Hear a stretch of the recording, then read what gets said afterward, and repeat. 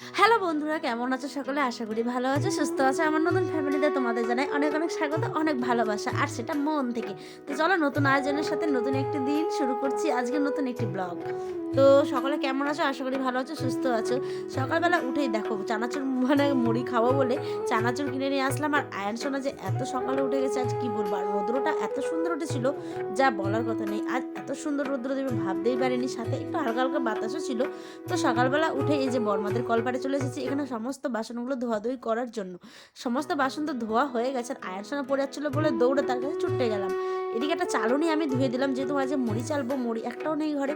সেই জন্য সমস্ত চালনিগুলো বেশ ভালোভাবে করে, মানে এটাকে চালাও বলে অনেকে, জানো, চালুনি। আর সেই যে আগে মুড়িটা দেখলে, ওইটা হচ্ছে আমাদের যেটুকু অংশ মানে ছিল লাস্টের দিকে, সেইটুকুই মুড়িটা আর কি।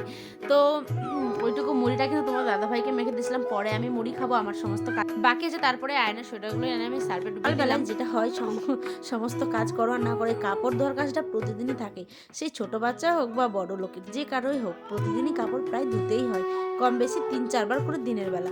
তো চলো, সমস্ত কাপড়গুলো মানে বালতি ভর্তি করে, তার যে মজা টজা চুল সমস্ত ঠান্ডার জন্য যা যা হয় আর কি, সমস্ত ধুয়ে নিলাম। আর এদিকে হাতটাও ভালোভাবে ধুয়ে নিয়েছি। তার মধ্যেই কিন্তু আমি তোমাদের সাথে শেয়ার করতে ভুলে গেছি। এদিকে আমি ভুলে গেছি বলতে কি বলো তো, তাড়াহুড়ো এতটা সকালবেলা ছিল আজকে যে কি বলবো। এই যে বাঁধাকপির ভাজাটা জাস্ট দেখাতে পেরেছি, ডাল আর ভাতটা এর মধ্যে আমার হয়ে গেছিলো। আয়নার আবার যেহেতু সকালবেলা বেরোবে, এই সকালবেলাটা আমার এত হুড়োহুড়ি থাকে যে কি বলবো, মানে মাথা খারাপ হয়ে যায়, কোন দিকে যায় আর কোন দিকে না। তারপরে সমস্ত রান্নাবান্না সেরে, বাবা এদিকে এসো, আমি কিন্তু এখানে আয়ান আছে, তোমরা কিছু কেউ মনে করো না প্লিজ। এই যে ভয়েস দেওয়ার সময় ওই একটু হলেও দুষ্টুমি করেই থাকে। তো বললাম যে আজ অনেক রোদ্র উঠেছে, ওই জন্য দেখতে পেয়েছে সমস্ত কিছু প্রায় রোদ্রে দেওয়া কমপ্লিট। আর এখানে আমি ভয়েস দিচ্ছি, আর আয়ান এখানে দেখছো এত জ্বালাচ্ছে যে কি বলবো। বাড়ির সকলে নিজের নিজের কাজেই ব্যস্ত, আর আমিও ওইদিকে তাড়াহুড়া করে সমস্ত কাজ টাজ সেরে নিলাম। প্রায় আমার ঘরের কাজ কমপ্লিট। এবার একটু খাবো মুড়ি। বাপরে, সকালে না মুড়ি মানে খেতে এত দেরি হয়ে যায়, প্রতিদিন ওই 10:30-11টা বেজেই যায়। তাই এখানে গাজর কুচি, পেঁয়াজ কুচি, লঙ্কা কুচি সমস্ত কিছু দিয়ে, আর যে বাঁধাকপি ভাজাটা করলাম, আজকে ভাত না খেয়ে ভাবলাম একটু তরকারি দিয়ে মুড়ি খাই। আর এদিকে আমি তারপরে খাওয়া দাওয়ার পরে ডাইনিং টেবিলটাও মুছে নিচ্ছি বেশ ভালোভাবে। ডাইনিং টেবিলটা মুছে নিলে এই যে দেখো একটু জায়গায় ছিঁড়েও গেছে, এগুলো এত নষ্ট হয় না কি বলবো। তারপর এই যে রান্নাবাড়ি করার পরে যে গ্যাসটার এত নোংরা হয়, প্রত্যেক দিনই এটাকে আমি 2-3 বার করে মানে মুছেই থাকি। কাজ তো করতেই হবে, তাই না বলো? তুমি বাঁচো আর মরো, তারপরেও হাজার সংসারের কাজগুলো ওই একই, মানে প্রত্যেক দিনের কাজই আর কি শেয়ার করি তোমাদের সাথে। তো তোমাদের কেমন লাগে না লাগে মানে কমেন্টে জানিও।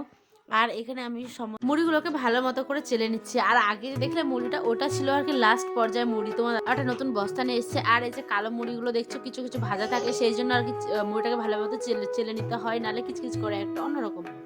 আর অনেক পোড়া মুড়িও থাকে, তো আমি ওগুলোকে বেছে নিচ্ছিলাম ভালো মতো। তারপরে মা এখানে নিয়ে এসেছিলো যে বতুয়া শাক আর কি, মানে চিন্তা শাক তুলে, তো আমিও অল্প আমাকেও দিল আর কি, সেই জন্য আমি নিয়ে আসলাম। আর এদিকে দেখো ঘরের কাজ সম্পূর্ণ পরিষ্কার, মানে পুরো বাসন ধোয়া কমপ্লিট। আয়নার সাইকেলটাও পরিষ্কার করে দিয়েছিলাম। আর এইটাকে হাজারবার পরিষ্কার করলেও আমার অগোছালো হবেই, কেন বলো তো? এই যে রান্না করা, আর এখানে দেখতে পাবে একটা বড় ফিনাইলের ডিব্বা তোমাদের দাদাভাই নিয়ে এসেছিলো, সেই কবে জানি একদম মানে অনেকদিন আগেই নিয়ে এসছে। তো আমি প্রত্যেকদিন ভাবি যে এটাকে খুলবো, মানে ঢেলে রাখবো আর কি বোতলে, কারণ এরমভাবে নিতে প্রতিদিন না ঘর মোছার সময় অসুবিধা হয়। তাই একটা বোতলে করে আর কি ঢেলে নিচ্ছিলাম। তারপরে মানে এমন যে পড়ে যাবে পুরো ফিনাইলটা, কেই বা জানতো, তাই না? পুরো একদম পুরো ফিনাইলটাই পড়ে যাচ্ছিলো কোনো রকমের, একটু বাঁচিয়ে বাঁচিয়ে, যে দেখো কতটা তবু পড়েছে, তারপরেও কিন্তু নষ্ট হতে দিইনি, সমস্তটা মানে ঢেলে নিয়েছি। মানে এত খারাপ লাগছিলো না, ভাবতে পারিনি যে মানে পড়ে যাবে আর কি, কী করা যাবে, জানোই তো যে কিছু করার নেই। চলো যাই হোক, ওটা আর কি বলবো। তো ওই যে ফিনাইলটা পরিষ্কার করে নিতে হবে এখন, মেঝেটা আমি ভালো মতো একটু পরিষ্কার করে নেব। আর ডাইনিং টেবিলটা তো দেখলে পরিষ্কার করেই নিলাম। তারপরে আজকে বানাবো হচ্ছে সরিষা ফুলের বড়া। কিন্তু আমি বানাতে গিয়ে দেখি তোমার দাদাভাই সেটা বানিয়ে দেবে বলতে একটু হেল্প করবে আর কি। যাই হোক, ওই তো আমি এগুলো সমস্ত ডালগুলো একটু একটু করে মানে ভেঙে নিচ্ছিলাম। আর এই যে ওদিন এনেছিলাম না সরিষা শাক দুটো, দেখেছিলেই তো ভিডিওটাতে। তো চলো, এখানে সমস্ত কাঁচা লঙ্কা, তারপরে পেঁয়াজ কুচি, চালের গুঁড়ো দিব, একটা ডিম দিব, হলুদ লবণ, সেই ভিডিওগুলো করতেই পারিনি। তোমার দাদাভাই যেহেতু আগে মেখে নিয়েছিল, আমি আর করতে পারিনি। তারপরে এদিকে নিয়ে এসেছিলো ওই ধনিয়া চপ খেতে কিন্তু জাস্ট আমার খুব পছন্দ, সেই জন্য ওই নিয়ে এসেছিলো। আর এদিকে আমি দেখো সমস্ত লবণ-টবণ দিয়ে মাখিয়ে বেশ কিছুক্ষণের জন্য রেখে দিয়েছিলাম। মানে লবণ দিবে, কাঁচা লঙ্কা, পেঁয়াজ কুচি, ডিম একটা ফাটিয়ে দিবে, আর দিবে হচ্ছে একটু পাঁচফোড়ন যদি থাকে বা কালো জিরা, ব্যাস এটা দিয়ে একটু মেখে কিছুক্ষণ রেখে দিয়ে বড়াটা জাস্ট ভেজে খাবে।